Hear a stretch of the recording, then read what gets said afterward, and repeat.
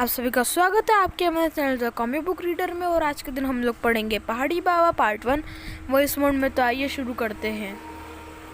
चारों ओर सुंदर पहाड़ के बीच स्थित लोहगढ़ पर राजा मकरध्वज का राज था। राज्य में चारों तरफ सुख समृद्धि और स्वतंत्र शांति तथा खुशहाली का संपूर्ण साम्राज्य था।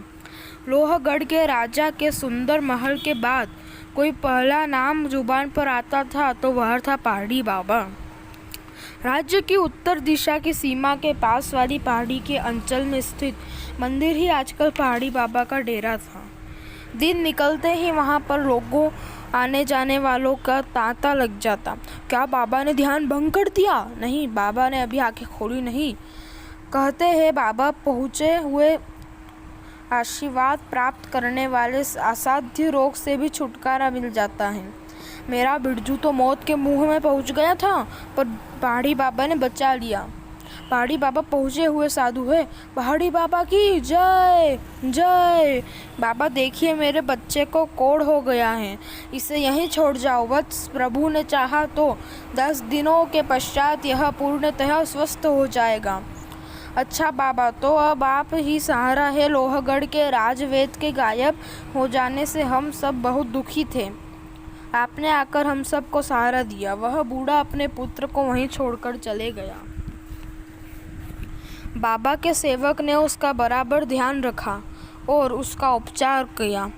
लो, दवा पी लो, इसे मरहम के लेप से तुम्हारा कोढ़ा ठीक हो जाएगा। यह तो भस्म लगती है। लो, दूध है, यह पी लो। क्या घर में मेरी इतनी देखभाल होती? मैं ठीक हो रहा हूँ। 10वें दिन आपके आशीर्वाद से मेरा पुत्र पूर्ण स्वस्थ हो गया है। बाबा, यह तुच्छ भेंट स्वीकार कीजिए।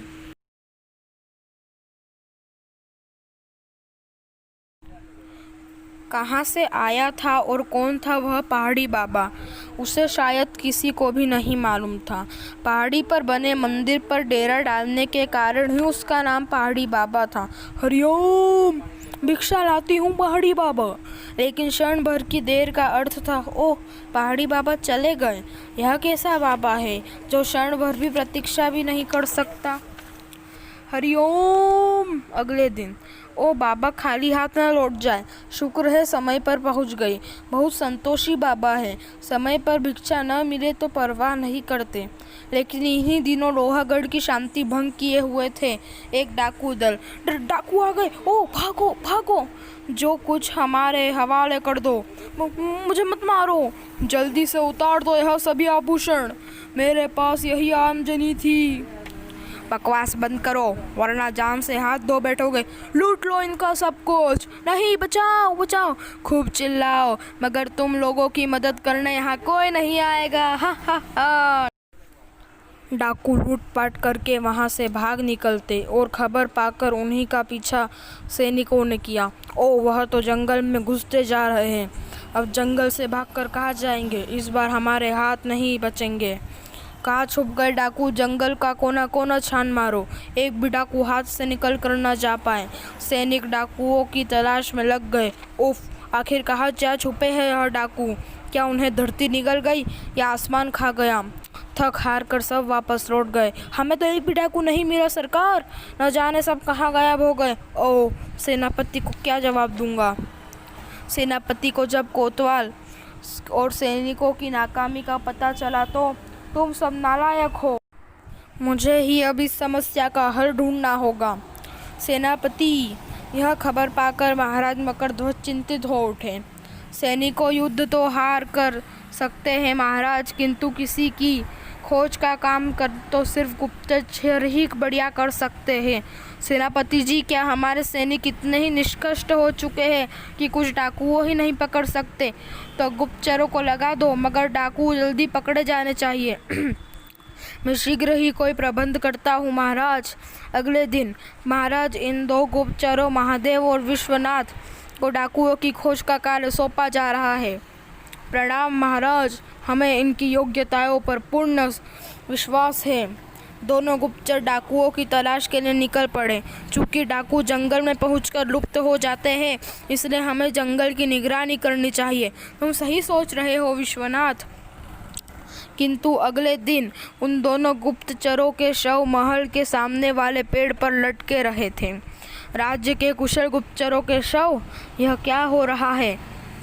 राज्य में जैसे शासन निरंकुश होता जा रहा है। हमें चलकर महाराज को यह बताना चाहिए। फिर कुछ कीजिए महाराज, अन्यथा डाकुओं के हौसले और भी बढ़ जाएंगे। हम आश्वासन देते हैं कि हम शीघ्र ही कोई माकूल हल ढूंढेंगे। महाराज का आश्वासन पाकर लोग वापस चले गए। उस दिन राज दरबार में भी यही समस्या बहस का विषय बनी हुई थी।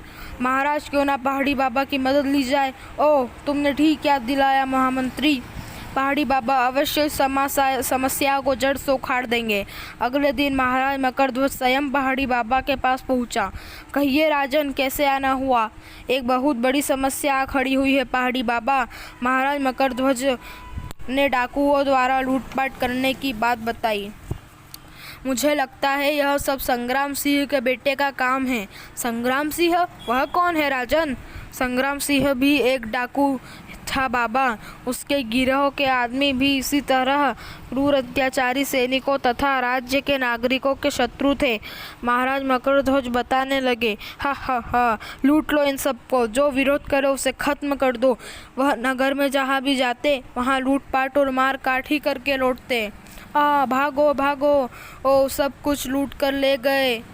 लेकिन एक दिन सेनापति जी, संग्राम सिंह के ठिकाने का पता चल गया है।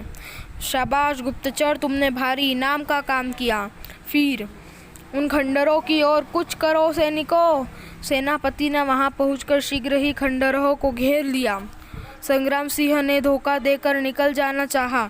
इधर सैनिक नहीं है। लेकिन जैसे ही वह थोड़ा आगे पहुंचा, रुक जाओ संग्राम सिंह। सेनापति की आवाज़ सुनकर संग्राम सिंह भागना चाहा। नहीं, तुम संग्राम सिंह को नहीं पकड़ सकते। यह देखकर सेनापति ने उस पर अपनी तलवार का वार कर दिया। संग्राम सिंह को बंदी बनाकर सेनापति उसे दरबार में ले गए।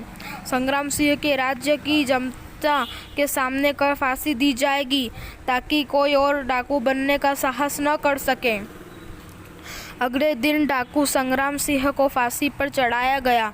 तुमने मेरे बापू को फांसी पर चढ़ाया है राजा मकरध्वज, याद रखना, मैं बदला लूंगा तुमसे इसका। और डाकू संग्राम सिंह का लड़का दुर्जन सिंह, इसकी हिम्मत कैसे हुई? सैनिकों, पकड़ लो इस गुस्ताख को। सैनिक ने दुर्जन सिंह को घसीटते हुए महाराज मकरध्वज की ओर ले चले। मैं तुम लोगों से डरता नहीं, चाहे मुझे भी फांसी पर चढ़ा दो, मैं यही रहूँगा। सैनिक, छोड़ दो इसे। यह आप क्या कर रहे हैं महाराज? लेकिन अगर आपने अभी तक मेरा चैनल सब्सक्राइब नहीं किया है तो प्लीज़ चैनल को सब्सक्राइब कर लीजिए, वीडियोस को लाइक कीजिए और प्लीज़ कमेंट कीजिए। हमें आपकी कमेंट्स का इंतज़ार रहता है।